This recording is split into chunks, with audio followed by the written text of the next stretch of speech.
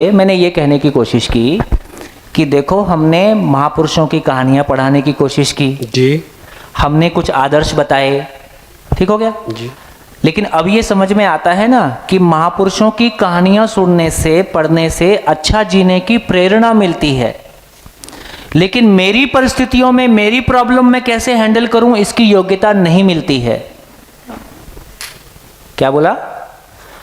मेरा परिवार शिकायत मुक्त, अभाव मुक्त हो जाए, ये जो स्थिति को मैं पाना चाहता हूं, इसका मतलब है कि कम से कम एक स्टार्टअप दिया, एक अच्छा जीने की प्रेरणा दी।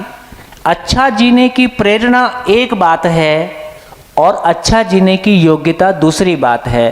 तो मैं कह रहा हूं कि नहीं से तो कुछ हो गया जी, ये तो एप्रिशिएबल है, लेकिन जो यात्रा शेष है उसको पहचानने की ज़रूरत है। वो मूल बात है कि हाँ, इसका मतलब है कि इस जमाने में जब आप आके जीना शुरू करते हो ना, तो आपको पैसा दिए बिना कोई काम नहीं होता है।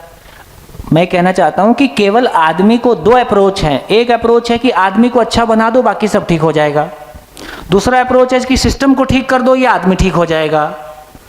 इसको हमको गहराई से समझना होगा कि फाइनली जब हम जीने की बात कर रहे हैं तो उसमें सारे कंपोनेंट एक साथ जुड़े हुए हैं।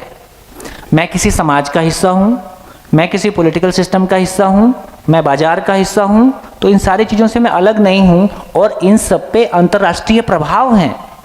आज हमारा बाजार केवल भारतीय बाजार नहीं है, वो अंतर्राष्ट्रीय बाजार का हिस्सा है।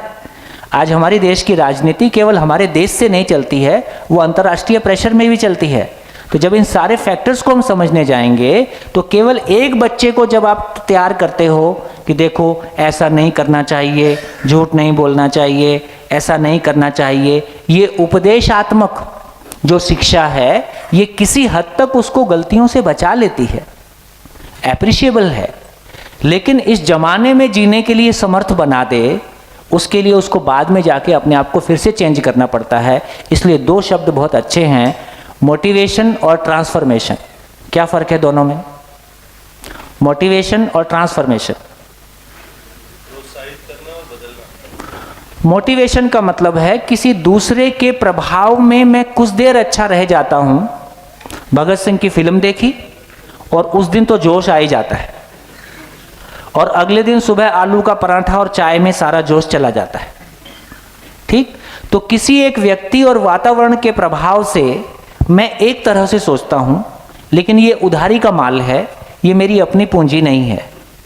ट्रांसफॉर्मेशन वो स्थिति है जब वो पूंजी मेरी हमेशा के लिए बन जाती है। तो इसका मतलब है कि मोटिवेशनल तो बहुत सारी चीज़ें अच्छी हैं, लेकिन वो हमारे अंदर वो ट्रांसफॉर्मेशन ला सके कि मैं मेरे अपने परिवार में अपनों के साथ शिकायत मुक्त, अभाव मुक्त जीने की क्लैरिटी, योग्यता और प्रमाण के साथ में आ पाऊँ और इसको मल्टीप्लाई भी कर पाऊँ। तो जितना चले उसका धन्यवाद, जो शेष है वो हमारी जिम्मेदारी। क्या गलत है इसमें? गलत नहीं है सर, अच्छा लगा आप बोले तो। बस वो समझने की जरूरत है। तो मैं किसी बात को किस एंगल से कह रहा हूँ, शब्दों को पकड़ने की बजाय वो संदर्भ या वो जो कंसर्न है उसको पकड़ने की जरूरत है।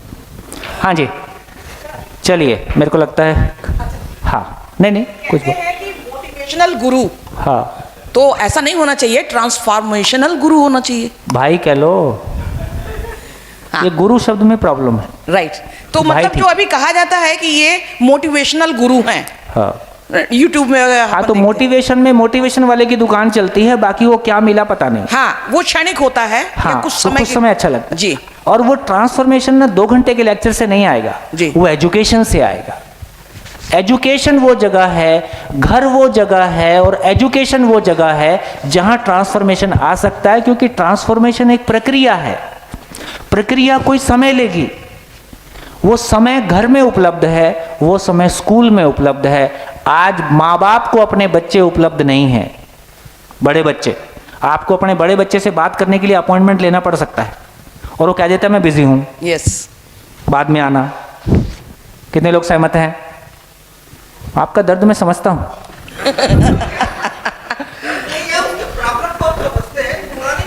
हाँ, तो अब लेकिन आपका बच्चा पैसा दे के रोज 6 घंटे किसी टीचर के सामने बैठता है, एक टीचर के सामने पैसा दे के बैठता है, और हम सारा पैसा उस पर खर्चा दिए, हमको अपॉइंटमेंट नहीं देता है। सौभाग्यशाली कौन है? तो सौभाग्यशाली वो टीचर है। तो इसका मतलब है कि दोनों का कॉम्बिनेशन यदि बन जाएगा, टीचर्स और पेरेंट्स, इसलिए विद्यालय की परिभाषा है अभिभावकों की संयुक्त अभिव्यक्ति ही विद्यालय है। पेरेंट्स का जॉइंट एक्सप्रेशन स्कूल है। स्कूल धंधा करने की जगह नहीं है, स्कूल पेरेंट्स का जॉइंट एक्सप्रेशन है।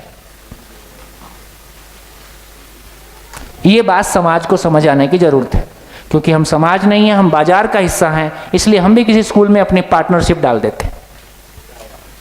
अभी स्कूल के जो धंधा वाली बात थी, उस पर मैं कहना चाहता हूँ कि पहले मैं मेडिसिन का बिजनेस करता था। हाँ, तो उसको इसलिए छोड़ दिया क्योंकि डॉक्टर से हमको सेटिंग करनी पड़ती थी। हाँ। कि अगर जैसे सपोज करिए कि एक डॉक्टर किसी हॉस्पिटल में है और हार्ट की दवा लिख रहा है, कोई भी हार्ट अटैक वाला पेशेंट आता है तो एक 1600 की दवा आती थी, वो पहले उसको लगाना रहता था, लेकिन वो आती थी 400 में ही। तो हमको 100 रुपया मिलता था, उसको मैं ले जाके 1000 देता था। और वो ज़्यादातर पेशेंट रात 10 बजे के बाद ही हार्ट अटैक वाले आते हैं अमूमन। तो वो डॉक्टर कहता था कि अभी तो दवा नहीं मिलेगी, लेकिन अगर आप मतलब मैं तुम्हारे लिए कुछ व्यवस्था करता हूँ, मतलब उसके ऊपर एहसान लाता था। हमको फ़ोन करता था और मैं अपने गेट के पास लेके दवा खड़ा रहता था, और वो बहुत सारा हमको धन्यवाद देता था कि आप इतने रात में हमारे लिए आपने दवा दी। लेकिन हम इस बात से दुखी होते थे कि ये क्या सोच रहा है, ये क्या सोच रहा है और मैं क्या सोच रहा हूँ। तो इसलिए मैंने वो होलसेल के काम से आके स्कूल खोल लिया। अब स्कूल में क्या हुआ, स्कूल में जो भी पुराने लोग मिले तो कह रहे हैं बड़ा बढ़िया धंधा कर लिया। तो अब वो चीज़ भी बुरी लगने लगी कि ये धंधा कहाँ से हो गया स्कूल। तो अब ये नहीं समझ में आता कि अब क्या करें। Humanisation of human being. तो पहले मानव का मुंडन संस्कार करना होगा, क्योंकि इसका मुंडन संस्कार हुए बिना ये उस लायक नहीं बनेगा। देखो, शहरों गांव के सारे झोला छाप डॉक्टर शहर के डॉक्टर के एजेंट हो गए। जी जी जी, ठीक है। सब धंधा ला के देते हैं। जिसको जो काम नहीं करवाना है तो भी उसको वो काम करवाना है। तो बहुत बुरी स्थिति है। सर स्कूल में ट्रस्ट से जिस पे स्कूल चलता है उस पे लिखा रहता है कि आपको नो प्रॉफिट नो लॉस पे बिजनेस करना है, क्योंकि एजुकेशन का स्ट्रक्चर ऐसा बना है। लेकिन आदमी पैसे के लिए, चलो ये सब फंसे हुए तार हैं, लेकिन ये सब तार कैसे निकलेंगे, प्रैक्टिकली कैसे निकलेंगे, ये हमको सोचना होगा। तो किसी व्यक्ति विशेष को दोष देने की बात नहीं है, किसी प्रोफेशन विशेष को दोष देने की बात नहीं है। सॉफ्टवेयर ही ऐसा है, इसलिए हम कहीं भी जाएंगे उसी सॉफ्टवेयर से काम करेंगे। मेरे को लग रहा है कि ये संदर्भ चल रहा है, तो मैं उस संदर्भ पे आदरणीय नागराज जी ने एक बहुत सुंदर बात कभी कही, वो मैं आपको शेयर कर दूं, उसके बाद हम अपनी बात शुरू करते हैं। आप बैठिए। आदरणीय नागराज जी ने एक बहुत ही एक सुखद और सुंदर बात कही, खासकर एजुकेशन को लेके। तो उन्होंने कहा कि यदि शिक्षा पूर्वक मानव में ज्ञान प्रतिष्ठा हो पाई होती तो पत्थर में प्राण प्रतिष्ठा करना नहीं पड़ता। यदि शिक्षा पूर्वक मानव में ज्ञान प्रतिष्ठा हो पाई होती तो पत्थर में प्राण प्रतिष्ठा करना नहीं पड़ता। यदि शिक्षा पूर्वक मानव में ज्ञान प्रतिष्ठा हो पाती तो पत्थर में प्राण प्रतिष्ठा करना नहीं पड़ता, क्योंकि आदमी की आस्थाओं को टिकाए रखने के लिए जब आदमी नहीं मिला, जब जिंदा देवता नहीं मिला, तो हमको पत्थर का देवता बनाना पड़ा। यदि शिक्षा पूर्वक मानव में ज्ञान प्रतिष्ठा हो पाएगी, यदि शिक्षा पूर्वक मानव में ज्ञान प्रतिष्ठा हो पाएगी तो सारे मंदिर मस्जिद गुरुद्वारे विद्यालय हो जाएंगे। यदि शिक्षा पूर्वक मानव में ज्ञान प्रतिष्ठा हो पाएगी तो मंदिर मस्जिद गुरुद्वारे विद्यालय हो जाएंगे। और यदि शिक्षा पूर्वक मानव में ज्ञान प्रतिष्ठा नहीं हुई तो ये विद्यालय भी सांप्रदायिक हो जाएंगे। चॉइस आपकी है, चॉइस आपकी है। इसका मतलब यह हुआ कि शिक्षा की सफलता उस दिन है शिक्षा की सफलता उस दिन है जिस दिन उसके सामने से निकलता हुआ समाज उसको मत्था टेक के निकले। जिस दिन उसके सामने से निकलता हुआ समाज जैसे मंदिर को मत्था टेक के निकलता है, गुरुद्वारे को मत्था टेकता है, मस्जिद को मत्था टेकता है, जिस दिन वो विद्यालय को मत्था टेकने लगा, उस दिन समझिए विद्यालय सफल हो गया। क्योंकि वो तो जिंदगी देने का काम करता है ना। मंदिर के सामने मत्था क्यों टेकते हैं? वहां जिंदगी मिलने की आशा है, और विद्यालय वो जगह है जहां जिंदगी मिलती है। तो मंदिर से बड़ा हुआ विद्यालय कि छोटा हुआ? मंदिर से विद्यालय बड़ी चीज है। शिक्षा का मंदिर हम बोलते ही हैं। तो जहां मन के अंदर प्रवेश मिल जाए उसका नाम मंदिर है, जहां मन की गुलामी से मुक्त हो जाए उसका नाम मंदिर है। मैं मन को चलाऊंगा कि मन मुझको चलाएगा? मन मुझको चलाएगा कि मैं मन को चलाऊंगा?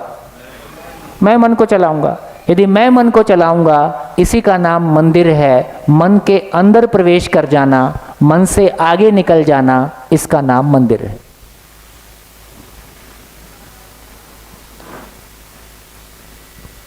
कितना बढ़िया है। कुछ दम लगाने लायक मामला? देखते हैं कितना दम है। हाँ जी, बढ़िया।